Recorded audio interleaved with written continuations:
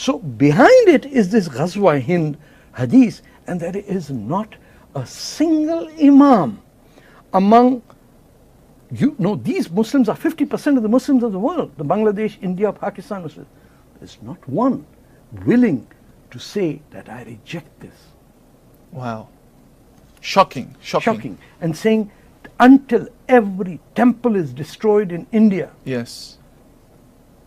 our return flight to paradise will not work.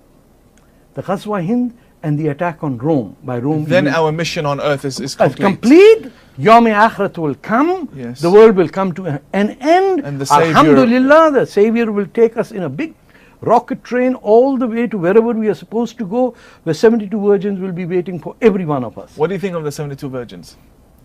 Why 72? I can't figure this out. I don't know. Yani, the stupidity of it is like an embarrassment. Yes. And people are dying for it. You know, I think... And they could be male virgins. How do I end up with 72 male virgins?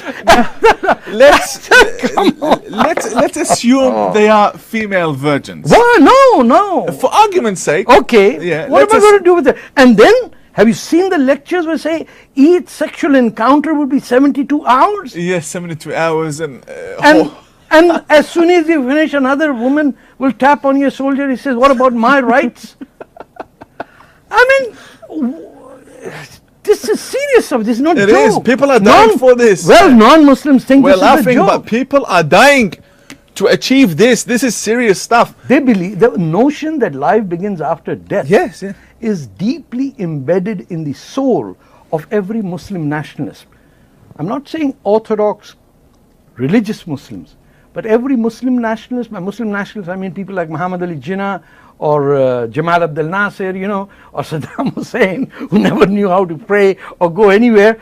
They would have bacon and beer and, 72 virgins on earth, and then believe that actual life begins after you die. Yes. They see death as a new birth. That is the birth, because that is permanent life. Yes. You're either going to burn in hell forever. Because there are stages, the stage of the hereafter, Judgment Day, and then you go. I know one thing, Michelangelo, according to them, is still being burnt, because the hadith about picture makers in the in Ibn Taymiyyah's first book of Tawheed. Yes. Kitab al-Tawheed, he says. I got nothing to do with that book. No, he says every picture maker, which means Van Gogh, Picasso, all these Mughal miniatures, Persian painting, Barbie, all of them are being roasted in hell as we speak. Wow. Just imagine Michelangelo waving out to Van Gogh, says, what's happening? Says, my roasting's never ending. Amazing. This is nonsense. The way I see it, and I've never said this before, I just think it's, assuming they are 72 female virgins, I just think it's absolutely disgusting for a man to want to go through that 72 times. Like, you must be really sick in the head to be looking forward for such a thing. I don't think it's the virgins that makes them go there.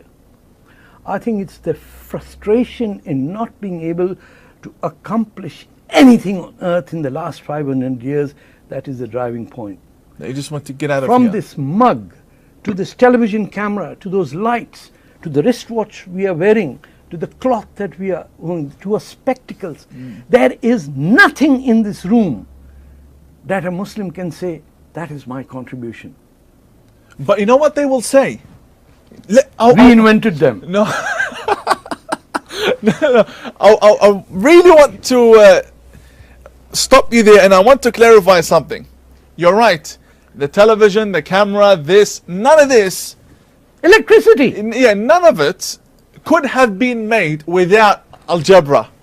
Okay, good. Wait, no. Let me finish. Yeah, but it's from India. I know. All of the number system, every letter, every number in the Quran is an Indian Hindu number. Is an Indian number. Now, I'm trying to play the devil's advocate. Yes. Yeah, go ahead. This is what they do, right? So they say everything you see, the airplanes when they fly, the physics, all of this. We did it. Muslim physicists, astronomers, mathematicians were behind it. You know what I say? I say, really, name me one Muslim scholar that you really honor and respect in the that you didn't kill. Yeah, ever seen Everyone, yeah, all of them got killed. All of them. Ibn Rushd, Ibn Rushd, the founder of sociology. Yes. All of them. Every Muslim was thinker declared a kafir. When they were alive, were killed. When they die, we then he is honored. But look at Ibn Rushd. Averroes had to run away from Spain. Yes. Then he's running to Morocco. Then they throw him out to Egypt. The poor guy didn't have a place to live. And we chase our scholars when they're alive to kill them. Yeah. When they die, we say, oh, we had amazing scholars. What's the name of a guy who's said Anal Haq? I keep Mansoor Halaj. Mansoor. Okay. The guy was deeply spiritual in what he said when he said, I am the truth. He never said that I am the creator. But they used an attribution to say, when he was saying, I am the truth, they said, that means you're saying you're God. And he won't change anything. And look at the courage of the man. He was beheaded. The caliph told him, I'll let you go. They amputated his arms the night before and then chopped his. This is in Baghdad during a highest level of our civilization. Yeah. And we have no account. You know, it just bothers me. I'll tell you how bad things are in a common sense in India, Pakistan. Do you know some of the greatest philosophical poets that in what is today Pakistan is a Punjabi poet, Mullah Shah, and a Sindhi poet, Bhitai. You will not find anyone who has named their kids after these people. Wow. One of the greatest Mughal emperors was in Lahore. His name is Dara Shikoh. And he translated Hindu texts into Persian and got them translated into French and sought the unity of all. There's not one person whose first name is Dara in Pakistan. They all are Khalid. Why that hate? I think rejection. They like, you think my parents named me Tariq because of some saintly thing that Tariq had done? He had invaded Spain. So my father, probably in his own incompetencies, must have said, oh, I couldn't invade Spain, so my son will do it. You know what my brother's name is? Mahmoud, from Mahmoud Ghaznavi. Wow. So, you know the Bollywood actress. Yes. His mother is Hindu, wife is Hindu, named his son Taimur. Taimur. The guy who built pyramids of skulls and reduced the world's population by 5% in one lifetime. Taimur. Taimur. We have many Taimurs in our mosque. We do. I had an imam. Must be Pakistani. Yeah, in fact he was. Yeah, Pakistanis will pick the worst killers and name their children after him. The rapist, the only person who destroyed the city of Lahore, Abdali. Yes. Devastated Muslims. We Pakistanis named our rockets Abdali. What a disgrace. Yeah, but they don't know anything. They banned their own mother tongue. Can you imagine an Arab saying, I am today going to ban Arabic? Pakistani said, oh, wonderful, we're going to ban Punjabi from our National Assembly. And use Urdu. Or use Urdu, which came from our enemy, India. Like, you cannot make a worse Saturday Night Live episode than the creation and the living of Pakistan. Wow. Abdali, Taimur, Aurangzeb, the guy who killed most of the Sikhs. It's like everything revolves around death and destruction. And if it is good for you, it's got to be bad for you. It reminds me of that Canadian cough mixture which says, it's so bitter in taste, it must be good for you. Buckley's. Yeah. Now, speaking of Pakistan, Pakistan has... how many nukes do they have? 200. 200 nukes? 200 nukes. And why are they facing Tel Aviv? Because the Israelis think that anything east of Iran is exotic, monkeys flying, dragons, you know, Pakistan, too big a name for them to pronounce, Hindustan even more. So for the Israeli, east of Iran is Goa, Bali, the Delhi railway station.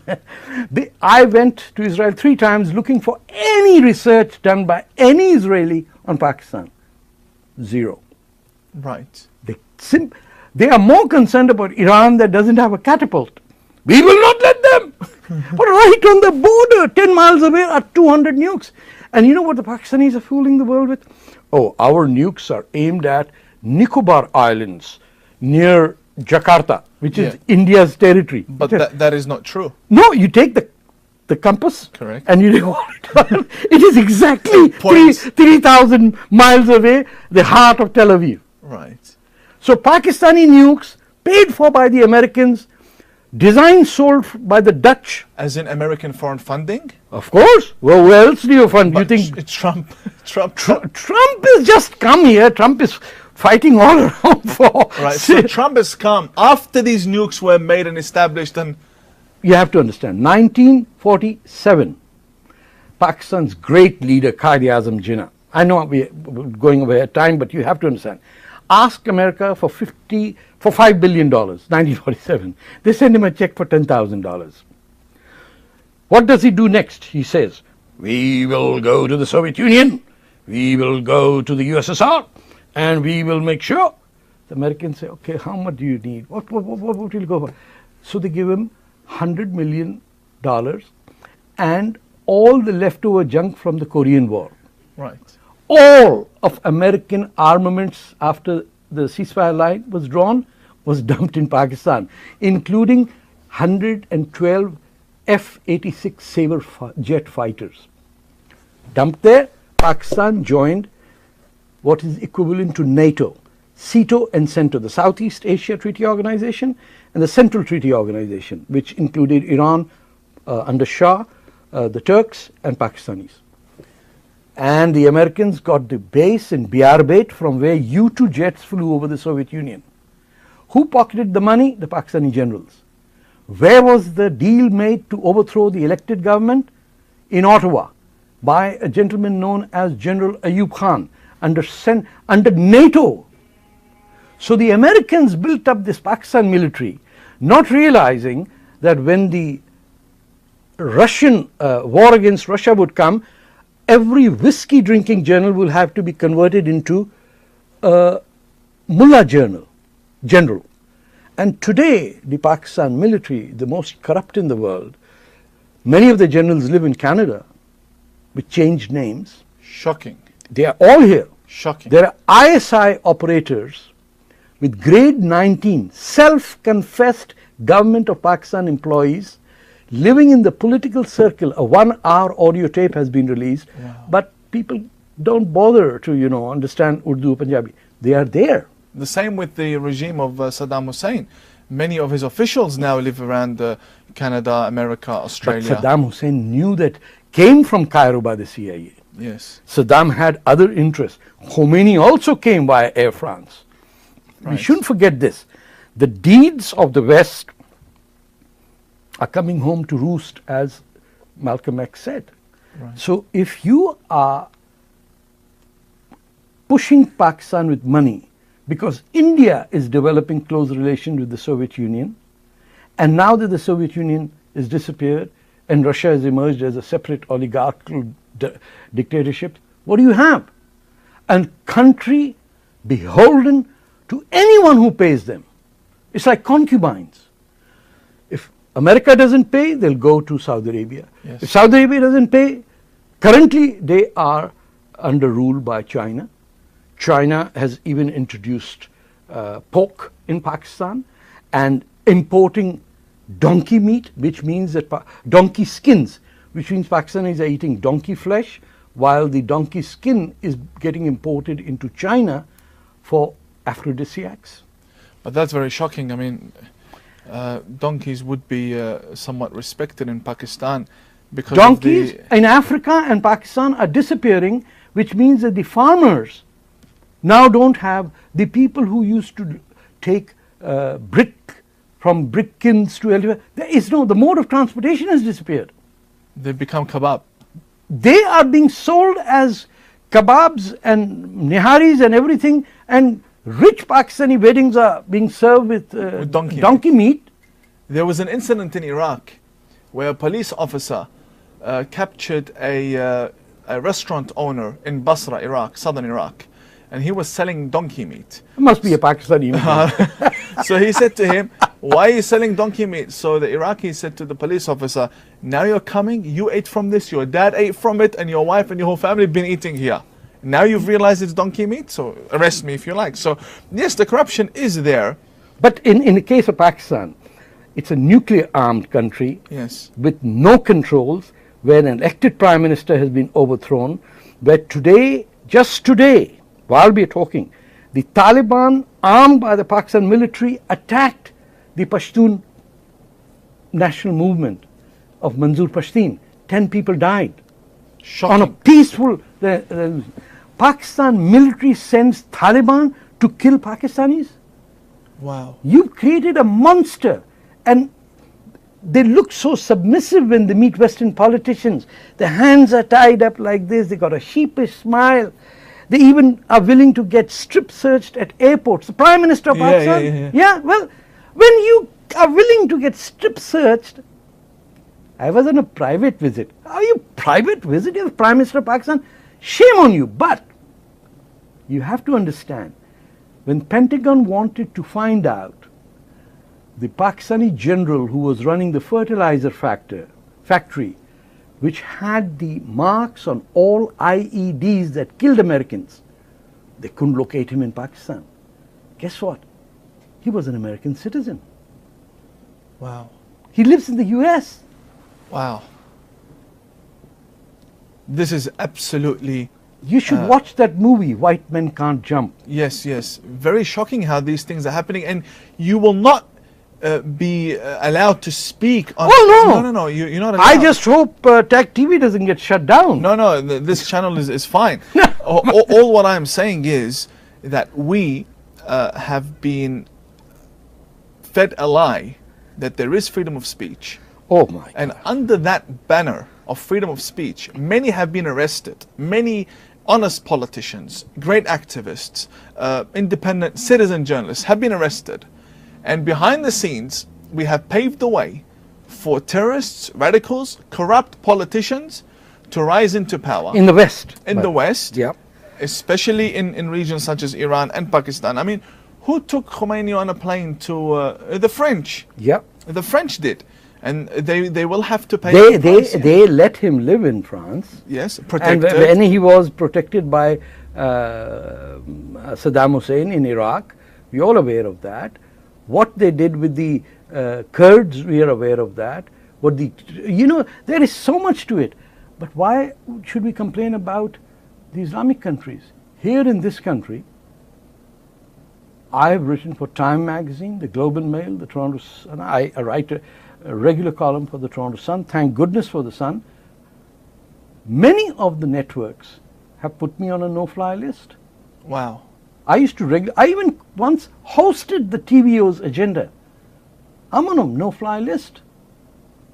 You can just generate 1,000 emails, will go to the editor and say this man is spreading Islamophobia. Boom, you're dead. Anyone. Today, for example, in the Toronto Star, you can only write as a Muslim if you are demonstrating anti-American attitude. Linda Sarsour type of Islam. Yes. Or you're a hijabi, or you are saying that you have you are a victim of Islamophobia. Yeah. Anyone. No one else can write a column in the country's biggest newspaper. It happened in the Globe and Mail. It, I think to a certain degree, happened in some other papers as well. Wow. Many of the writers who used to write and debate this as Muslims against right-wing Muslims who are from the Brotherhood